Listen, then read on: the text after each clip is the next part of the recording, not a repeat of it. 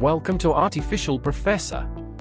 Today I'm going to show you a quick and easy way to add chapters to your YouTube videos, making it simpler for your viewers to navigate through your content. First things first, make sure you're logged into your YouTube account. Then, head over to the YouTube Studio and click on Videos to locate the video you want to add chapters. As you edit your video, think about the key topics or sections you're covering. Open a text editor and list down these chapter titles along with their timestamps. For example, Introduction at midnight, How to set up at 1:30, and so on. After your video is uploaded or edited, scroll down to the video description box.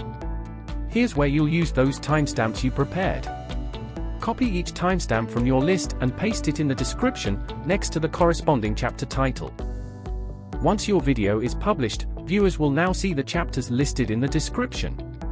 They can simply click on a chapter title, and the video will jump directly to that point. This makes it super convenient for your audience to find the exact information they're looking for. And there you have it. By adding chapters to your YouTube videos, you're providing a more user-friendly experience for your viewers. Thanks for watching, and happy chaptering!